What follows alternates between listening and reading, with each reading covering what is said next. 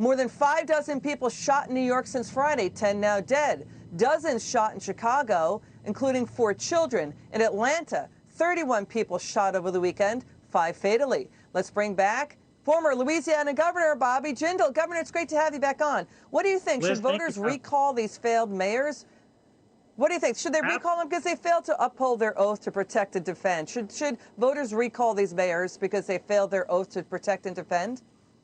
Absolutely. Look, Bill de Blasio has done so much damage in a few short years in New York. He's reversing the progress that took so many years to make in that city that was started under Rudy Giuliani. First, he waged war on kids going to failing schools with his war on charter schools. Now you see him being soft on crime. And Liz, the sad thing is you turn on the TV and these big city mayors, these Democratic governors, they brag about being soft on crime. They're not embarrassed. They're actually bragging about these policies. So, for example, when people are destroying private or public property, that's breaking the law. When they hear these mayors and governors say that they're not going to enforce the law, of course you get chaos. When they talk about defunding the police, what do they think is going to happen? And I'd ask your viewers this. If it's in the middle of the night and you hear somebody trying to break in your house, when you call 911, do you want the government to send a social worker, or do you want them to send a police officer? Of course you want the police. And so these Democratic mayors, these governors, their rhetoric have real consequences. And here's what's appalling. They're so hypocritical. You looked at the councilman in Minneapolis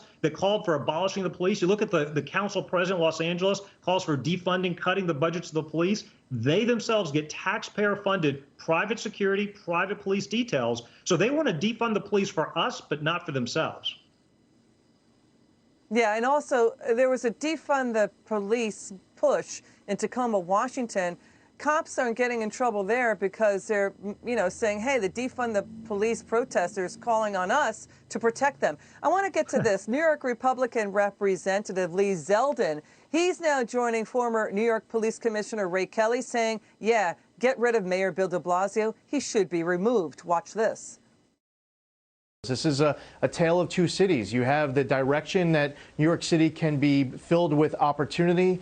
It can be, filled with law and order, safety and security, peace and prosperity, or it will be this direction that Bill de Blasio is taking it down, which is chaos and lawlessness and poverty and a lack of opportunity. So I really believe he has to be removed, and the city won't survive him staying in for the remainder of his term. And now watch former NYPD Commissioner Bernie Kerik saying, yeah, I agree with Ray Kelly and what Lee Zeldin is saying. Watch this. Atrocious is a good word. Incompetent is another. You know what? He should be removed. He should have been removed a long time ago, and the governor of New York should have done it. It's obvious what's happening. It's not going to change. It's only going to get worse. This is only going to get worse with the defunding and that reduction by $1 billion of the NYPD budget. It's going to slaughter people in these communities, and they better fix it and fix it now, because it's going to get horrible in the future. Look, NYPD is releasing graphic video we were showing. De Blasio, just 1 second, de Blasio is blaming the coronavirus for the shootings. Your take on that?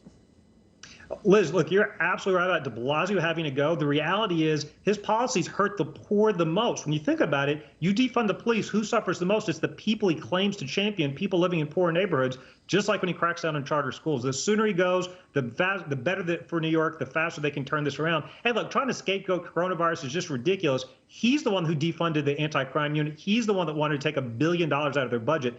That wasn't coronavirus. That was Mayor de Blasio. Let's not listen to the politically correct crowd. Instead of defunding the police, let's actually give them more resources to do their job. And by the way, rhetoric matters. When they constantly undermine the police, what do they think is going to happen? Let's support these heroes that protect us. Governor, great to see you. Come back soon.